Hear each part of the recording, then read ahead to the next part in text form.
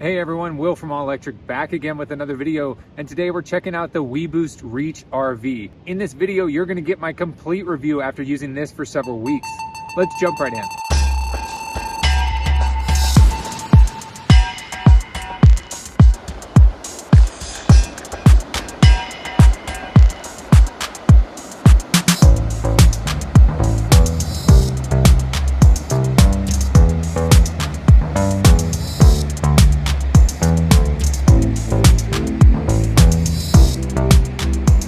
If you didn't catch it in the intro, you can see that the weBoost is actually installed right up here on the top of our pop top, and then the wires come down and it's directly plugged in, and I will show you how it is installed in our particular case. I did have this professionally installed, although this is DIY friendly. You can do that, but once we get inside the van, I'll show you exactly why I had the same company, Ross Monster, that built the van, install this weBoost for us. Now that we are inside the van, you can see that my phone is showing one little bar of LTE right here, but it will not send a picture message. You can see that the message failed to send. Now, if we grab this other phone, you can see that it is actually getting no service whatsoever, and it says SOS, so absolutely no bars. So right now the weBoost is currently off. Now, if we go over to this FireFly console here, that is actually how our weBoost is wired up, and I wanted it wired up that way so it was a super clean install. So once we lift up this cabinet here, you can see that the weBoost is actually installed in this cabinet right here, and this is the weBoost Reach RV. So if you wanted to, you could bring this out and set it out. But I've actually found that leaving it in this cabinet does a pretty good job, even with this cabinet door closed. So I wanted it wired up to this FireFly console here, and this is where we can control all of our lights and everything.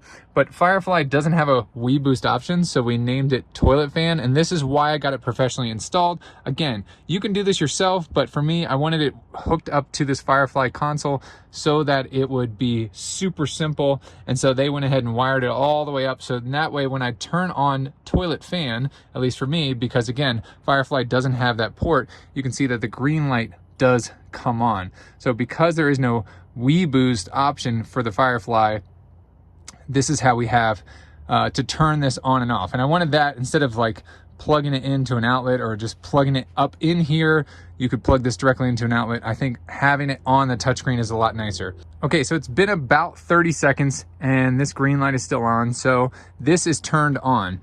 I'm gonna leave this receiver in here, and again, you saw from the outside where our external antenna is all the way at the back top of the van. Now, if we come back over here to the cell phones, which again, I'm only about 3 feet away from this receiver, you can see that I now have 2 bars of LTE.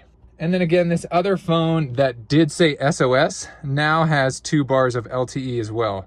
So really cool to see. So now it's actually up to 3 bars of LTE. And again, I'm in direct line of sight. You can see how close my phone is to this Reach RV.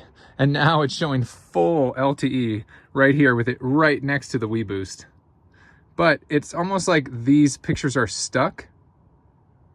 So I'm gonna try to send another picture. All right, so I'm gonna hit send there.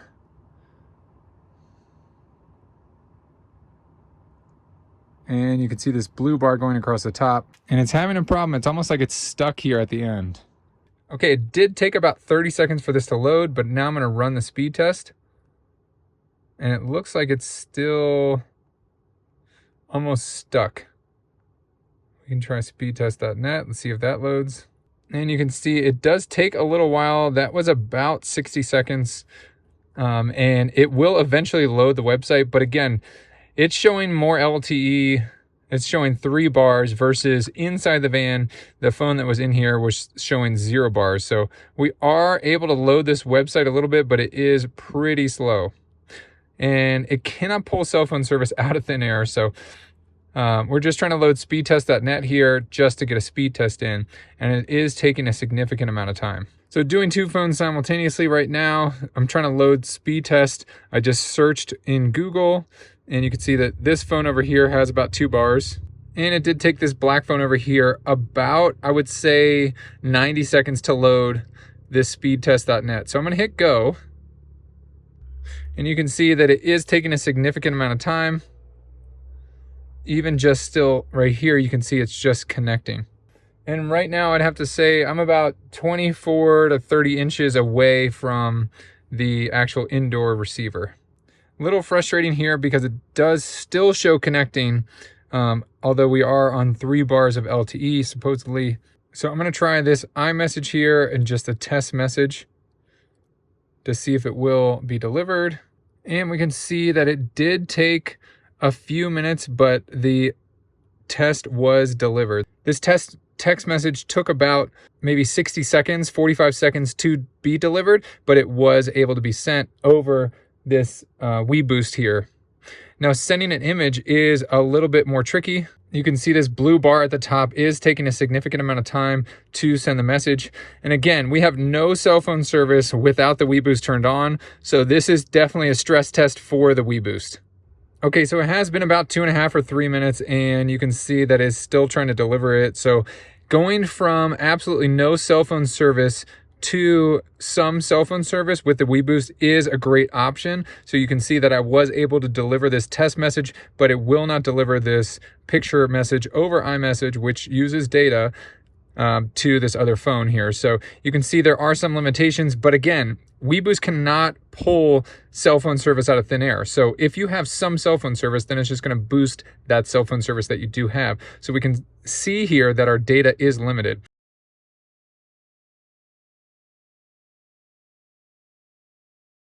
All right, now that I showed you guys how this is done on the road with limited cell phone service, I wanted to go here near my house, turn off the Wi-Fi here, and you can see that I have 1 bar of LTE, similar to where I was at the campground. So currently the weBoost is off, and I'm loading Speedtest with 1 bar here. And on this 1 bar, again, near my house in a pretty big metro area, just outside of Denver, we're getting 1 bar here, and it says web page not available. So now I'm going to go in here to the FireFly and turn on the toilet fan, which, as you saw, does turn on the weBoost. You can see that it is blinking red and green right now. It's loading up. We're going to give that a minute.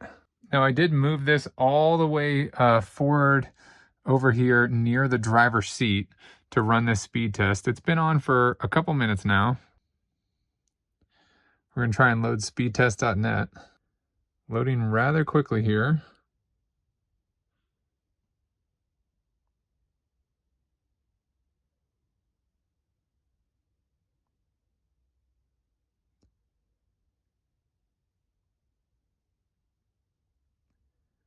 Now again, with the weBoost turned off, this would not load at all. So we got about 8 megabits per second down. Now we're going to run this test one more time. Now I want to say, with the weBoost turned off, we weren't even able to load this website. So excellent job by the weBoost being able to give us some sort of signal. Again, we're getting about 2 megabits per second down. The first test was 8, so we'll test a third time. And the third time is almost 4 megabits per second down. So really impressive, because on just regular cell phone service, it would not even load the web page right here. But once I turn the weBoost on, we're able to get a download test, as you can see from speedtest.net. Okay, there you have it. That is my full review of the weBoost Reach RV. If you want to pick up one of these, click the affiliate link right below the like button. I hope you guys liked this video. If you did, please give it a thumbs up. Thanks so much for watching. Share this video with a friend, and don't forget to hit that subscribe button. As always, I will catch you guys in the next one. See ya.